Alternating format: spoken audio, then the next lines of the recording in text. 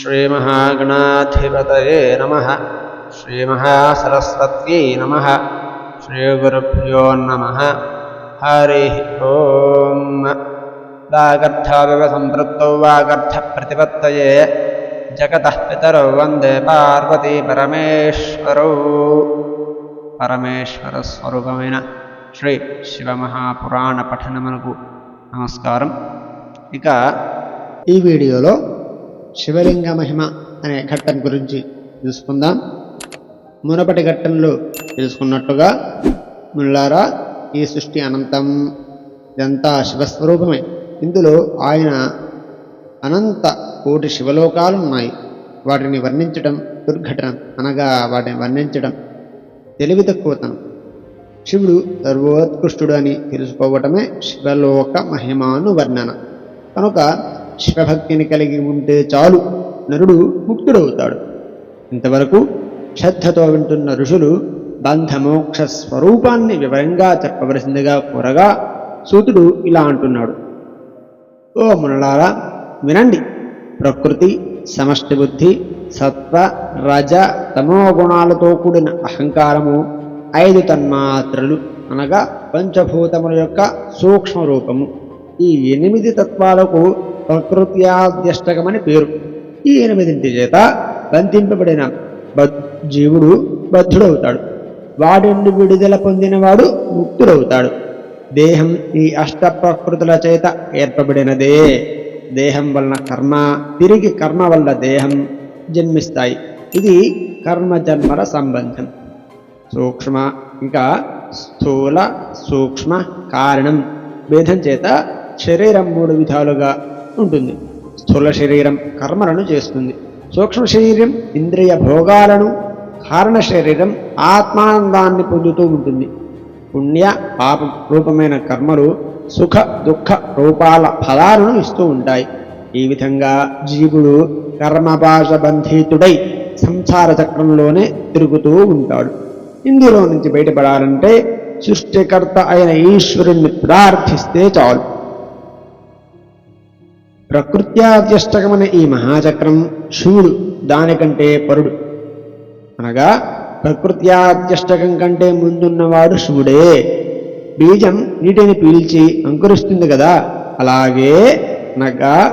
అలాగే చక్రకర్త అయిన ఈశ్వరుడు ఈ అష్టకాన్ని వశం చేసుకొని సృష్టి చేస్తూ ఉంటాడు. సర్వము ఆయన వశంలో ఉంటుంది కనుక ఆయన శివుడైనాడు.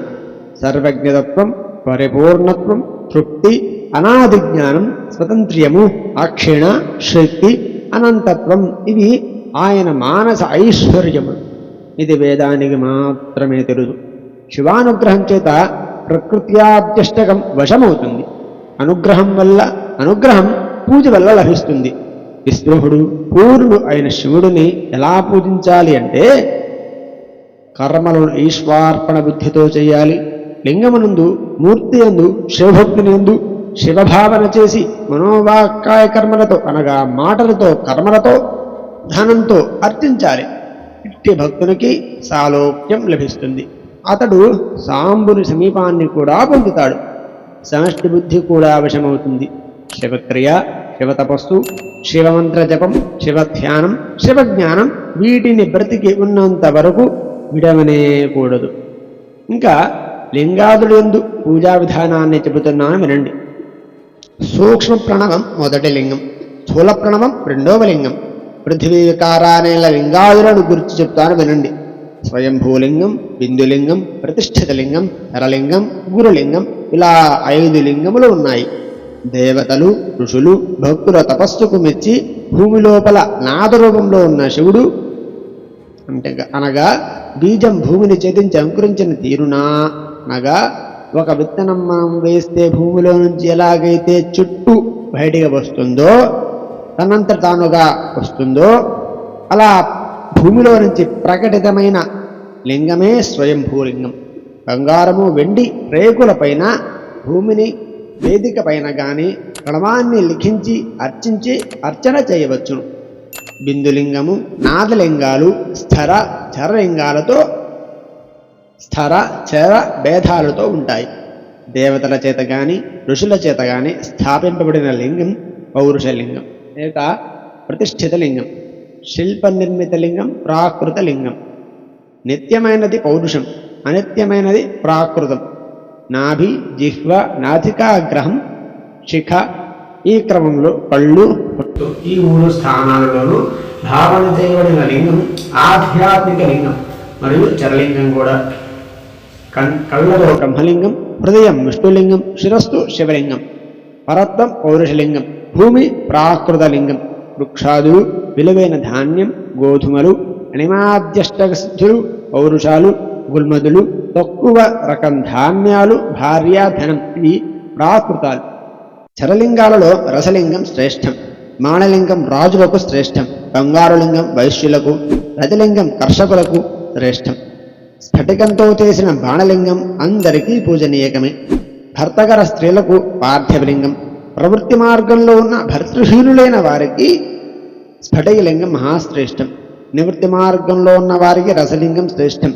వయోనిమిత్తం లేకుండా స్త్రీలకు స్ఫటికలింగం మహాశ్రేష్టం.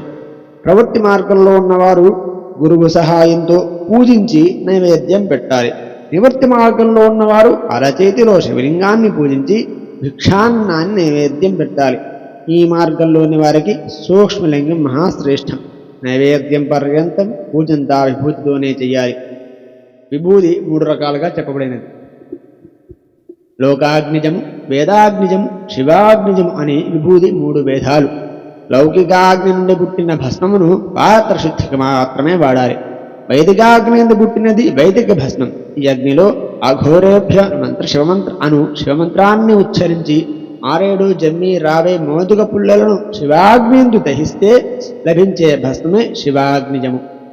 శివమంత్రాన్ని జపిస్తూ దర్భల జ్వలయందు పుల్లలను కార్చి, అనగా దర్భలు కాల్తే వచ్చే ఆ జ్వాలలో పుల్లలను కాల్చి ఆ భస్మమును వస్త్రానికి పూసుకొని కొత్త కుండలో దాచి ధరిస్తే ఆ వ్యక్తి మహాశోభను పొందుతాడు.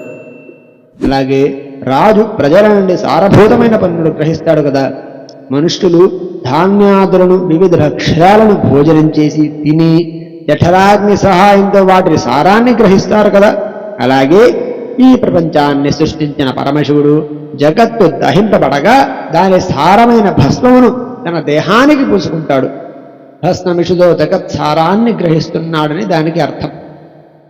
ఆకాశసారంతో కేశాలను, వాయుసారంతో ముఖాన్ని, అగ్నిసారంతో హృదయాన్ని, జలముసారంతో నడుమును, పృథివీసారంతో మోకాళ్లను, ఈ విధంగా జగత్సారాన్ని ఆయన ధరిస్తున్నాడని అర్థం చేసుకోవాలి.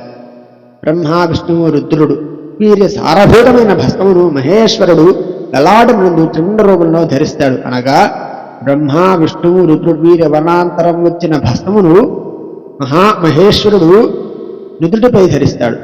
ఈ విశ్వమంతటిని వశం చేసుకున్నాడు కనుక ఆయన శివుడైనాడు. ఏ విధంగా సింహాన్ని వశం చేసుకోగల మృగం లేదో అలాగే శివుడిని వశం చేసుకోగల తదన్యుడు లేడు. శం అనగా శాశ్వతానందం, ఇకారం పురుషబోధకం, బకారం శక్తిబోధకం, అమృతాన్ని బోధిస్తుంది. వీటి కలయికకు శివుడని పేరు. భక్తుడు తన ఆత్మను శివస్వరూపంగా భావించి పూజించాలి. గురువు శిష్యుడిని గుణత్రయాన్ని నిర్మూలించి ఆపై శివబోధ చేస్తాడు కదా. గురువు శబ్దానికి గుణాన్రుంధే అనగా గుణములను తొలగించువాడు అని అర్థం. గురుదేహమే గురులింగం. తండ్రి పుత్రుడిని సంసారంలోకి లాగుతాడు. గురువు శిష్యుడిని సంసార కూపం నుండి రక్షిస్తాడు. అట్టి గురువును పూజిస్తే శివుడిని పూజించినట్లే. ఆధ్యాత్మిక, ఆదిభౌతిక, ఆదిదైవిక బాధలు తొలగాలంటే శివార్చన చేయాలి. అన్న సమారాధన జరపాలి. శివధర్మాలన్నిటిలోనూ ప్రదక్షిణం మహా గొప్పది. ప్రదక్షిణం ప్రణవమే. శివభక్తుడు ధనహీనుడైతే భిక్షాన్నంతో జీవించాలి. అట్టి భిక్షాన్నానికి శంభుసత్రమని పేరు. సదా మౌనిగి సదా శివస్మరిస్తూ ఉండాలి. ఇంతటితో శివలింగ మహిమ అనే ఘట్టం పరిసమాప్తి. రేపటి వీడియోలో పార్థివ శివలింగ పూజా విధానము అనే ఘట్టం గురించి తెలుసుకుందాం. హరి ఓం తత్సతు.